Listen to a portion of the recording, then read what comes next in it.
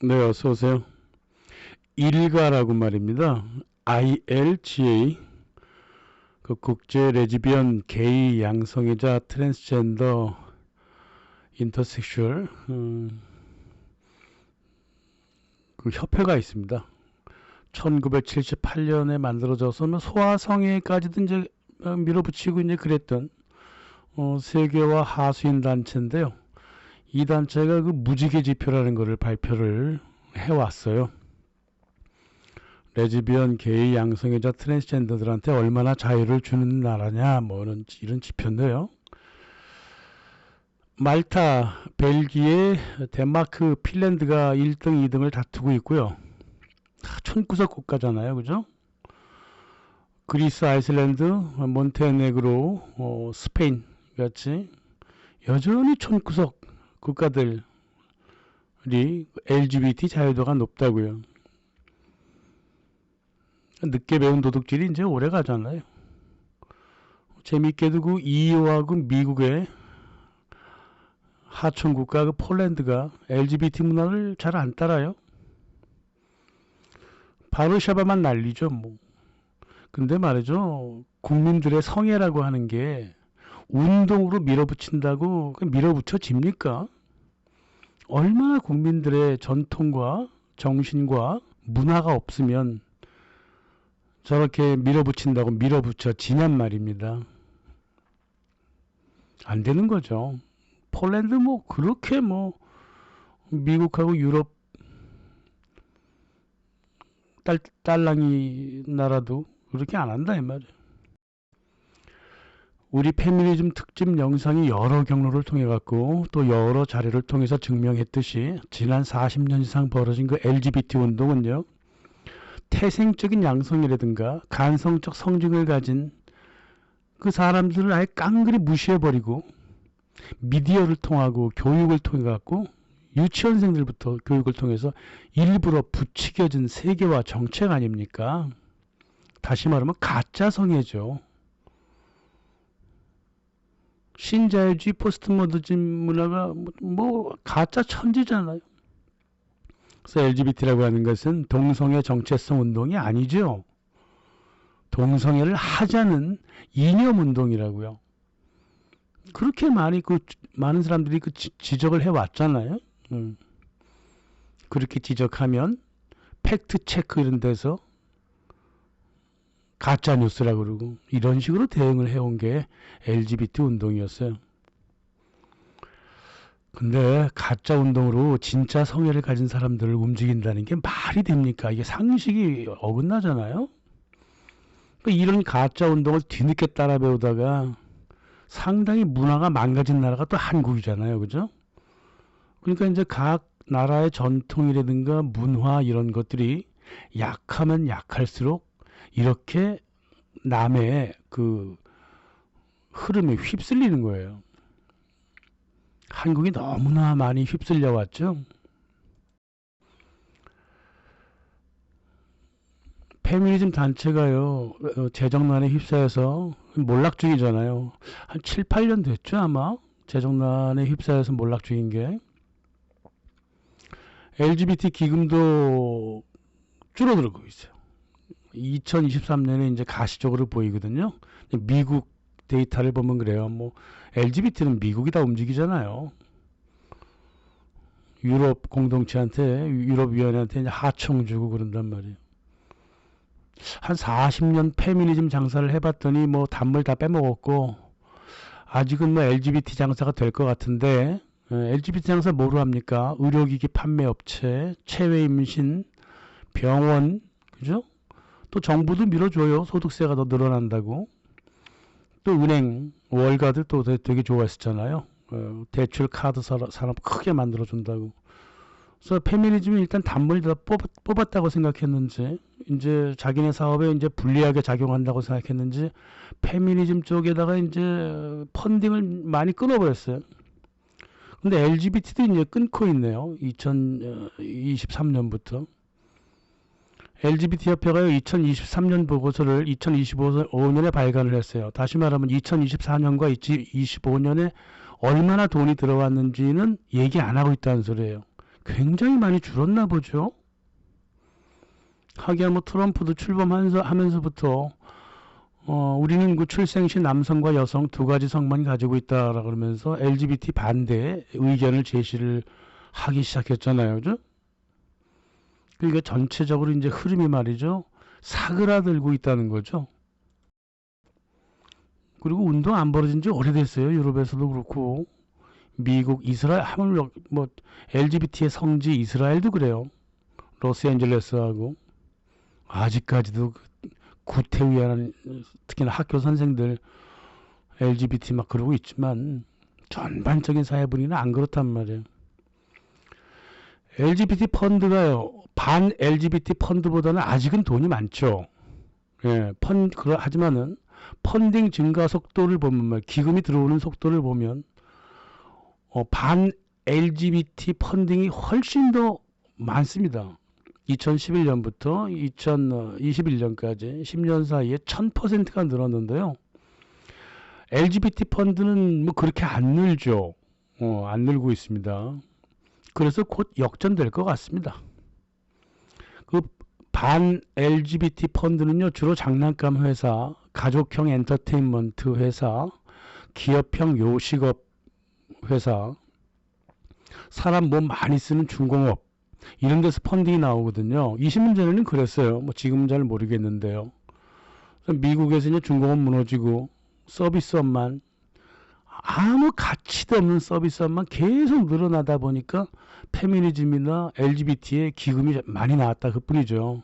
이제 반대 경향이 만들어지고 있는데 이거 거스를 수 없는 겁니다. 그렇습니다. 그 페미니즘이라든가 LGBT가 처음 출발했던 1980년대 그때 그 큰 흐름이었거든요. 그래서 무슨 장치를 반대해도 거스를 수가 없었어. 이제는 역전돼 가지고 반 페미니즘, 반 LGBT의 큰 흐름을 거스를 수가 없는 겁니다. 이게요, 그냥 그렇게 진단되는 게 아니란 말입니다. 역사가 그렇게 돼서 그래요. 우리 영상처럼 역사 영상은요, 뭐 세부적인 뭐 그런 것들은 잘 안 다루지만 큰 흐름은 잡거든요. 예. 그리고 그게 극복이 될 것인가 말 것인가 그것도 진단할 수 있죠. 그게 역사를 공부하면서 시사를 진단하는 사람들의 뭐랄까 장점이죠. 단지 이제 세부적인 부분에 있어서 정밀하지는 못하다 이제 그런 게 있는 거죠. 대표적인 사람이 이제 엠마뉴엘 토드잖아요.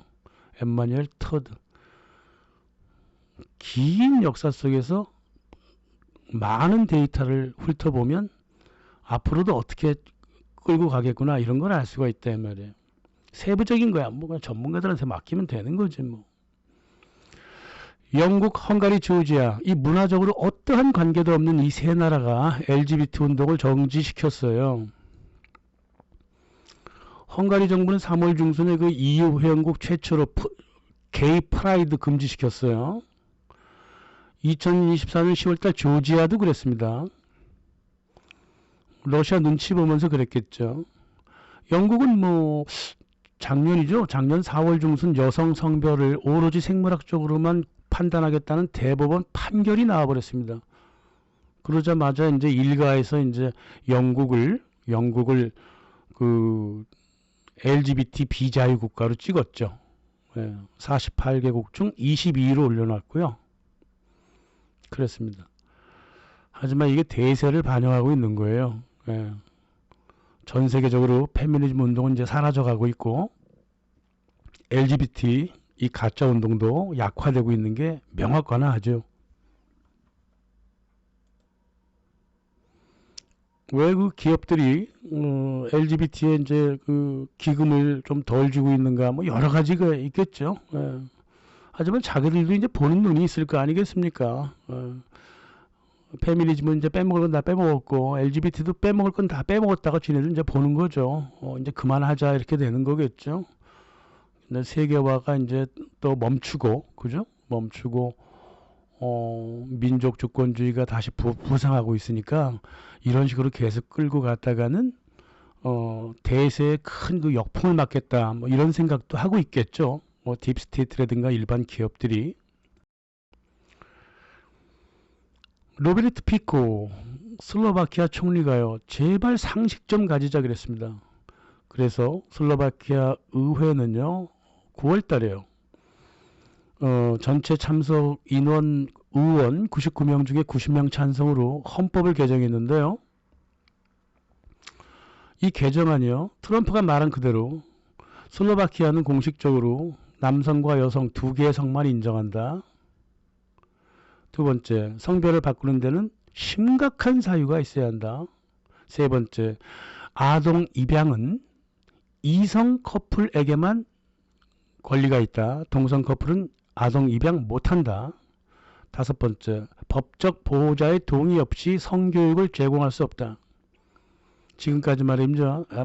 유엔의 그 지침에 따라 가지고 말 그대로 전 OECD 국가 전체가 유치원서부터 초등학교까지 가진 만행을 저질렀지 않습니까? 선생님들이 그 꼬마 아이들한테 유치원 교육에 성교육을 집어넣는 바람에 엉망진창을 만들어 놨어요. 아이들의 성문화를 갖다가.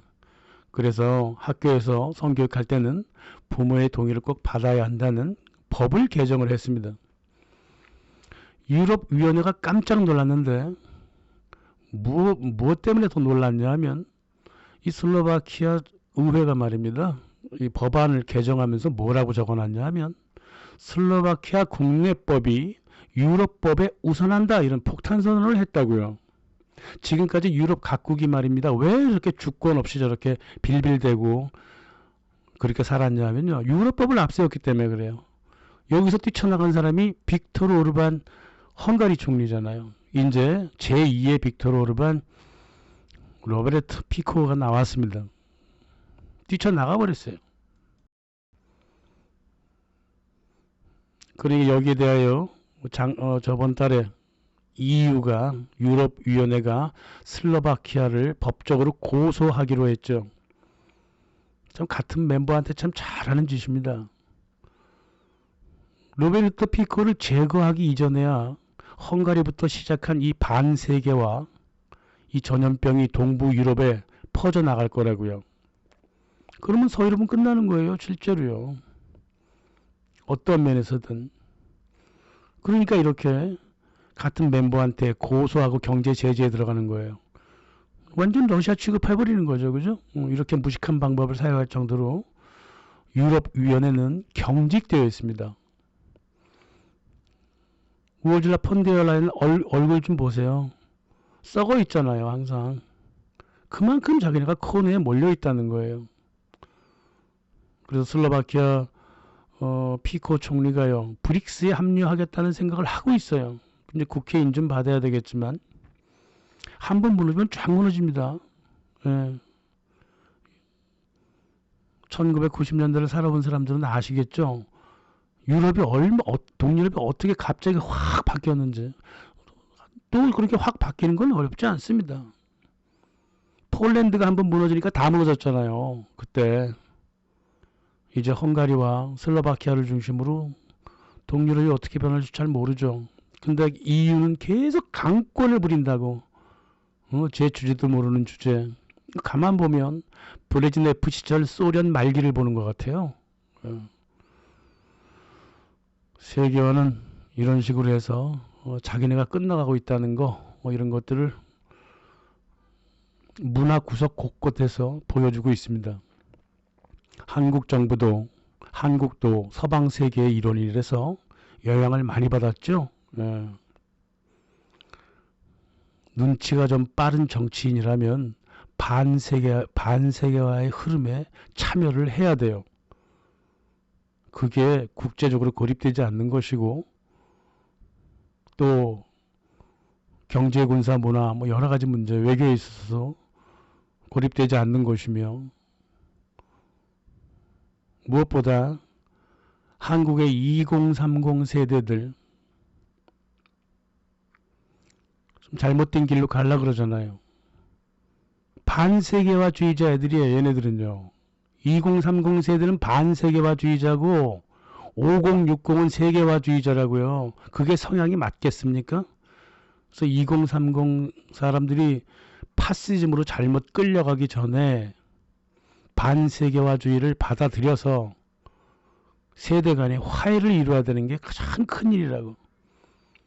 그 눈치 빠른 정치인이면 그렇게 할 겁니다. 그럼 표 많이 받을 거예요.